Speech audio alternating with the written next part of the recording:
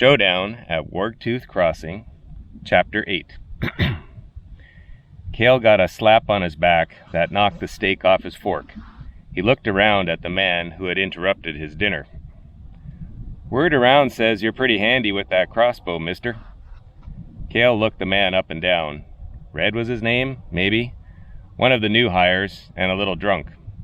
"Is that the word?" Cale asked, turning back to his dinner. "Sure is. Hey." The man grabbed Cale's shoulder, turning him again. "Why don't you go get it and give us a demonstration? Ooh-ee, I'd sure like to see some fancy shooting." Cale put his fork down and stood up facing Red. He reached out smiling with his left hand in a friendly gesture on Red's shoulder. While Red grinned back, Cale jabbed him hard in the solar plexus with his right, then coiled back for an uppercut that snapped Red's neck back and sent him sailing into a heap on the floor. "I'd sure like to finish my supper, asshole," Cale said. The unmoving form on the floor did not reply. As Cale sat back down, everyone intentionally went back to their business. The regular supper-time hum was interrupted suddenly by one of the gang busting in through the door. "Where's Bull? We've got trouble." Barth stood up from a card game towards the back. "What's going on?" "The Black Wraiths, they're riding in." "Come with me," Barth commanded. "The rest of you, sound the alarm. Get armed, get mounted, move!" Cale shoveled one last mouthful of food down, then tossed his glass of water onto the unconscious Red, who sputtered back awake. Cale ran up the stairs to his room. He always had his sword at his left hip and his spare dagger on the inside of his left leg, just above his boot. But he checked them both just the same. It was a given that he wore his ringmail shirt. You just never knew when you might need it. He opened his lockbox and took out his repeating crossbow. He ensured the magazine had 6 bolts and was well secured, then slapped a mini quarrel of 6 more to an attachment on his belt. He checked the string, feeling its length quickly while also looking for flaws. Satisfied, he put on the leather holster that allowed the crossbow to be attached securely to his back. It was out of the way for hand-to-hand fighting, but could easily be drawn with his right hand reaching backwards. He checked that he could indeed draw quickly without interference, then resecured the bow. The last thing he grabbed was his hat. Then he was running down the stairs. He caught Quinn's eye as he was about to leave the toad. "Get out of sight and stay out of sight," he yelled to her as he pushed out the door amid the other fighters. They were all making their way to the livery, where Moss was doing his best to help get the mounts saddled. Cale got to Raider and quickly got the horse saddled himself. He kept an ear out the whole time, but aside from the bedlam of the men getting ready, did not hear any sounds of attack. He led Raider outside and mounted up, taking a good look up and down the main street. The sun was low on the horizon and was set in about half an hour. The trail that connected with the Rothala River trade route, the one he had taken to get to Dead Lake, led straight out of town to the north, across the stream the town was built on. If the Black Wraiths were approaching, it would most likely be from that direction.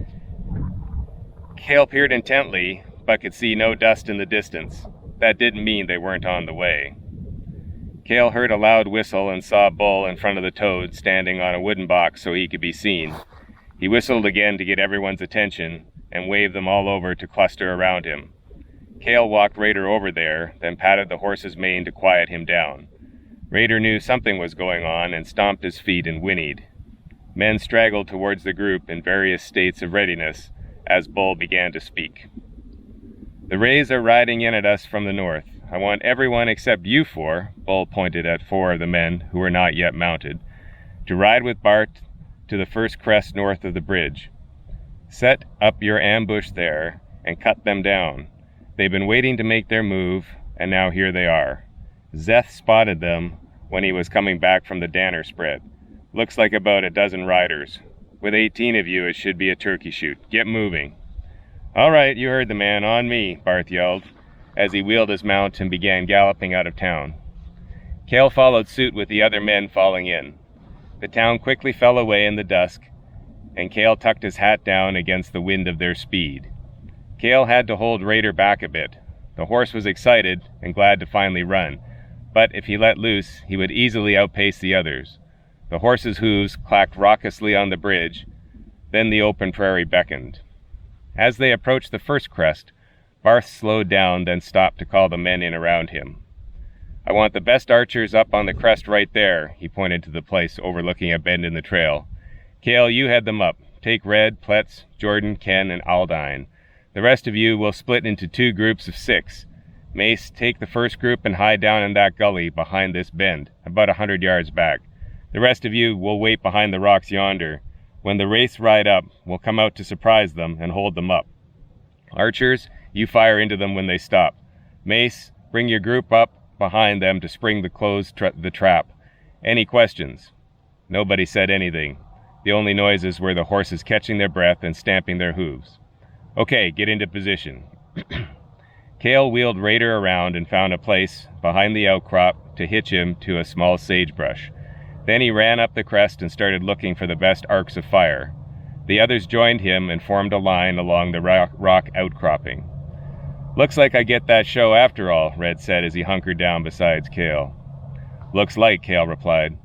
"Of course, we need to have a little talk about those little love taps. You know where to find me when this is done."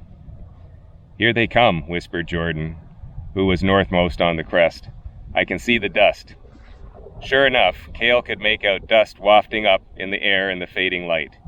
He checked over his crossbow once again, then cocked it to make sure it was ready to fire.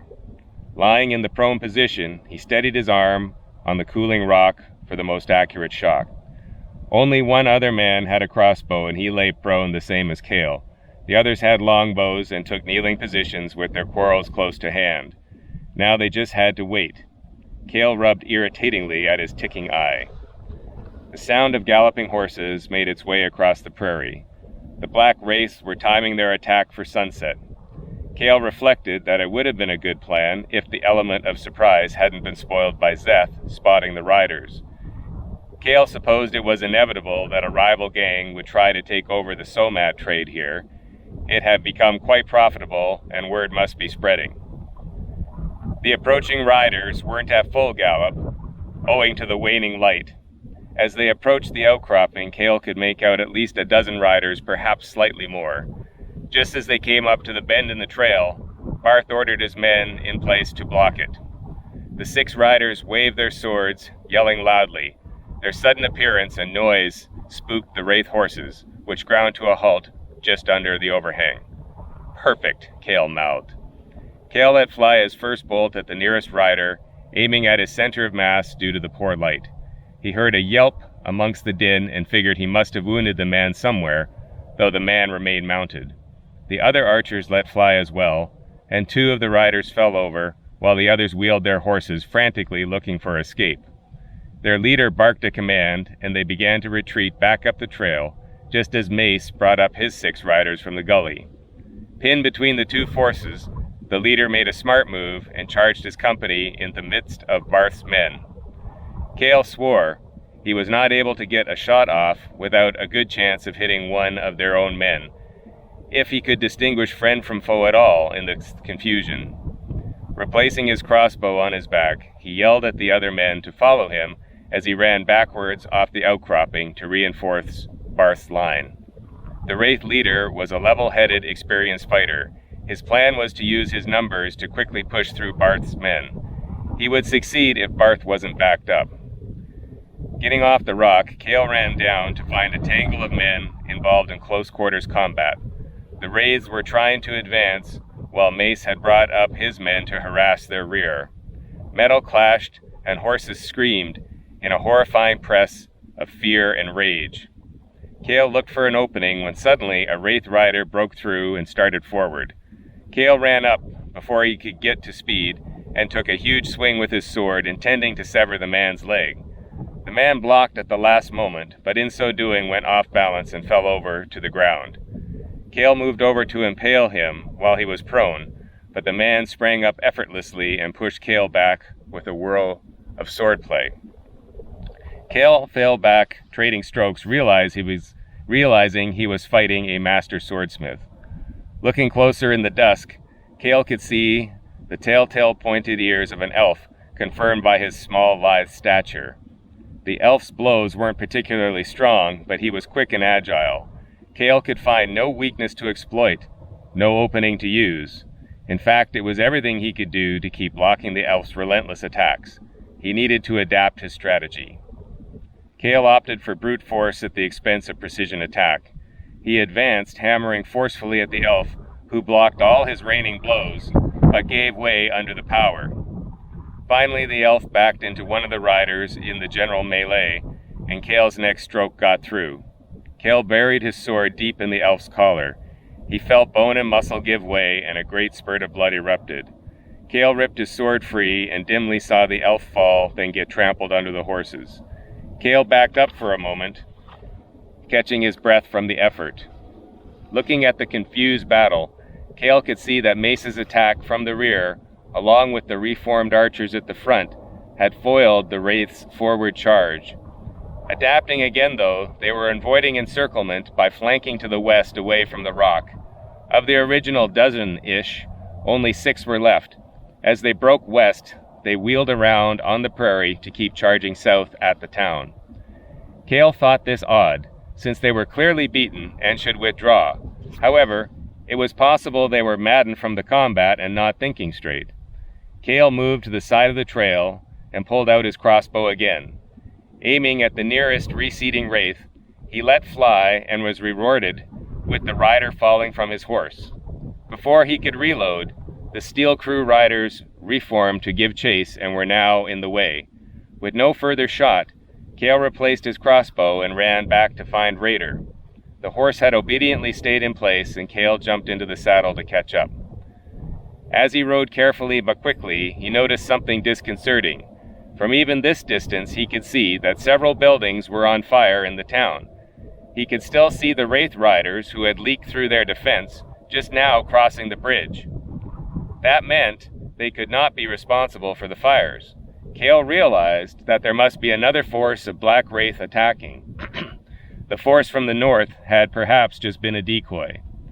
By the time Cale made it back to town, the situation looked grim. At least 30 Black Wraith men were in front of the Toad. They were throwing torches into the building, setting fires, and taunting Bull and his few defenders to come out. Meanwhile, others, who had been joined by the force attacking from the north, were holding off Barth's men who fought viciously. The Steel Crew men could not make progress forward. They simply didn't have the numbers. Finally, a yell came from inside the Toad. It was Bull. "All right, you can have the damn town, just let us leave." Bull's form appeared in the doorway. The leader of the Wraith stepped forward and said, "Come out now, Bull, your time here is through." "Will you let my men live if I surrender?" "I make no such promises, but I will burn this town down, and everyone in it if you don't come out now." There was a moment of silence from within. Then Bull said, Okay, I'm coming out. Barth," his yell was directed to the men still fighting, "give way and back off. I see the light." At this, Barth disengaged from his fight and backed away, getting his men to do the same. By this time, Cale had rejoined with him, but Barth kept backing the men up, actually pushing Cale backwards. Cale looked at Barth questioningly, then looked around for Raider. If Bull really was going to surrender, Cale thought he might be able to make a break for it on his horse, but it would be close. "Wait," Barth said. Cale again looked at him quizzically, then saw Bull emerge from the door of the Toad. Bull held his hands up in a gesture of supplication, then punched forward with his right fist. Cale's vision was blinded, with light followed immediately with deafening thunder in his ears. The concussion pushed him back, and he was only barely able to stay on his feet. When his vision returned, he could see that a third of the Black Wraith gang members were charred corpses, and the others were dazed and stumbling about. Cale had seen this kind of magic before, and was stunned by the implication. Bull could somehow cast a lightning spell. "Actually, Morgriff, your time here is through," said Bull. Bull struck out with his fist again, and Cale had time to cover his eyes before the blast hit again. This time only a few of the Wraith were left standing, and they hurriedly limped to try and escape from Bull. "Round up the survivors," Bull yelled from the front of the Toad, "and get a brigade together to put out this fire."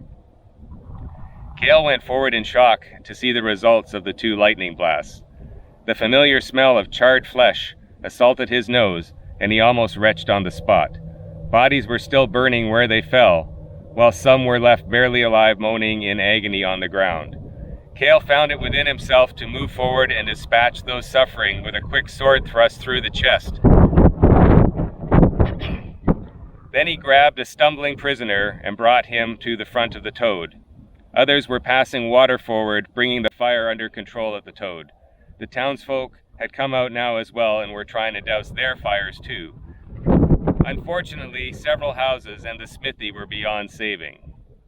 "Well, well," Bull said, as he paced in front of the 5 prisoners. They were in rough shape with burns and a couple of broken bones. The Black Wraith figured on taking over here, did they? Figured that the Steel Crew wouldn't be much of a match for their gang, did they? Figured they'd get a nice tasty piece of the Somat trade, eh? Bull stopped pacing in front of a badly burned prisoner, a man barely on his feet. Bull took out a dagger and drove it downwards into the man's chest just below the collarbone. He fell forward dead instantly. What the Black Wraith failed to understand, he said as he drove the dagger the same way into the next prisoner, is that all this belongs to the Steel Crew. He walked in front of the next man, who sobbed, begging for mercy. I guess that message hadn't got past. He stabbed the man, dropping him dead as well, so I guess I better make it clear. He looked at the 2 remaining men. One looked to be relatively unhurt. Bull put his face directly in front of the man, who lowered his eyes, expecting quick death. The Steel Crew are on top, and this town is ours, he said while reaching out to impale the other remaining prisoner. Do you think you can convey that message for me? The man nodded, glancing up at Bull, then down again. Bull said, I didn't hear you. Yes, the man whispered. Yes, sir, I can pass the message.